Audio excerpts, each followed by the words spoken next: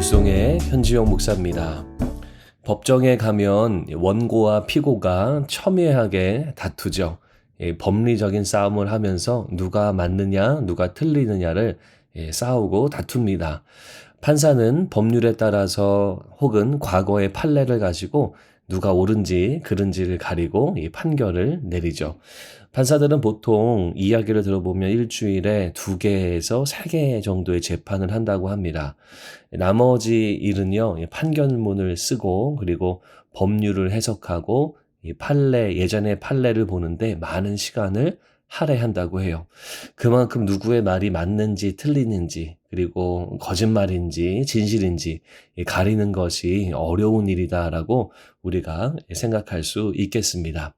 오늘 본문에서도 다윗이 누구의 말이 맞는가 가늠하기 어려운 그러한 상황 가운데 놓여 있습니다. 다윗이 다시 왕권이 회복되면서 예루살렘으로 돌아오려고 하고 있는 상황 중에 요단강 앞에 도착해 있는 상황입니다. 예루살렘에 있던 많은 사람들이 다윗을 맞이하려고 나갔죠. 시므이, 시바, 무비보셋, 그리고 이 사람들 말고도 그들의 종들, 아들들까지도 많은 사람들이 와서 이 다윗에게 본인이 하고 싶은 말들을 합니다.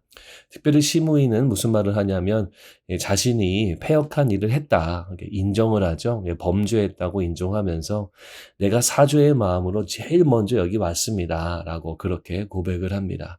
다윗 옆에 있던 아비새가 왕이시여 이 사람 죽여야 됩니다 라고 했을 때 다윗이 뭐라 그러냐면 살려둬라 라고 그렇게 말을 합니다. 23절에 왕이 시므이에게 이르되 네가 죽지 아니하리라 하고 그에게 맹세하니라. 다윗은 시므이를 살려둡니다. 자, 그 다음에 무비보셋도 오죠. 무비보셋은 여러분 기억나시나요? 요나단의 아들이고 다리를 저는 이 핸디캡이 있는 사람이었습니다. 사울의 왕가가 다 멸망할 때 다윗이 거두어 들인 사람, 이 요나단과의 이 언약 때문에 거두어 준 사람이 무비보셋이고 이 밥도 같이 먹을 수 있도록 허락해 준 사람이죠. 그런데 다윗이 압살롬 공격 때문에 반역 때문에 예루살렘 떠날 때 같이 안 따라 나갔어요. 그것 때문에 다윗이 일종의 좀 배신감이 있었던 것 같아요. 그래서 이 요단강에서 오늘 만났을 때 이 물어봅니다. 왜 나를 안 따라왔냐라고 물어보니까 이 무비보셋이 시바가 자기를 속이고 이 모함했다. 그래서 내가 나가지 못했다라고 그렇게 이야기하면서 왕의 처분대로 나를 처단해달라. 그렇게 말을 합니다. 이것만 듣고서도 이 다윗의 입장에서는 무비보셋 말이 맞는지 시바 말이 맞는지 가늠하기가 어려운 그런 상황입니다. 이 다윗이 왕으로 복귀하고 있는 상황 중에서 여러 가지 말이 들리고 살려달라, 이해해달라 수많은 사람들의 이야기가 들립니다.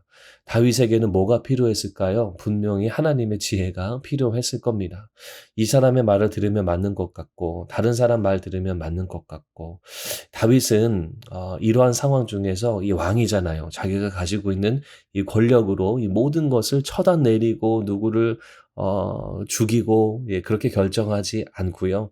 다윗은 오히려 은혜를 베풀고 자비를 베풀고 어떠한 즉각적인 심판은 미루는 그러한 모습을 보입니다.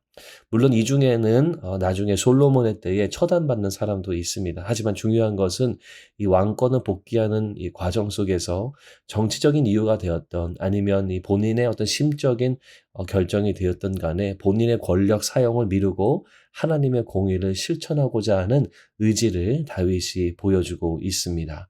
무비보셋에 대한 어떤 일종의 배신감도 용서와 자비로 베풀고 시바에 대한 처단 또 시므에 대한 처단도 미루는 모습을 보여주고 있습니다. 저는 오늘 말씀을 보면서 오늘 원포인트 말씀을 이렇게 적고 싶습니다.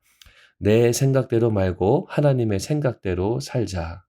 우리가 우리의 생각 또 내가 가지고 있는 이 결정권 또 내가 할 수 있는 행동의 권리대로 살 수 있으나 우리 하나님의 생각은 무엇인지 하나님은 나에게 무엇을 하기 원하시는지를 묻고 그 말씀과 그 하나님의 캐릭터대로 우리가 살아가야 할 줄로 믿습니다.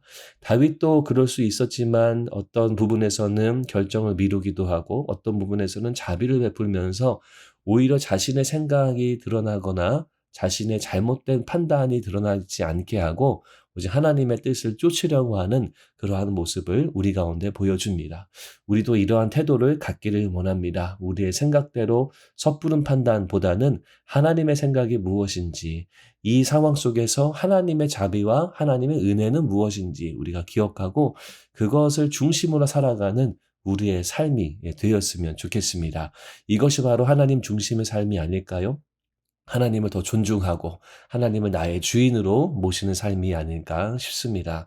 오늘 금요일 하루를 사시면서 하나님 중심의 삶, 하나님의 생각대로 나의 마음과 나의 행동을 맞춰가는 그런 하루가 되시기를 바랍니다. 오늘 저녁에 금요 기도회가 있어요.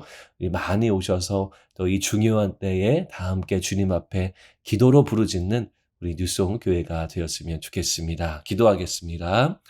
하나님 다윗의 모습처럼 우리도 내 생각보다는 하나님의 생각을 더 쫓고 주님의 뜻대로 모든 결정을 내릴 수 있도록 인도하시고 그럴 때에 하나님의 은혜와 하나님의 온전한 통치가 우리의 삶 속에 가득하도록 역사해 주시옵소서.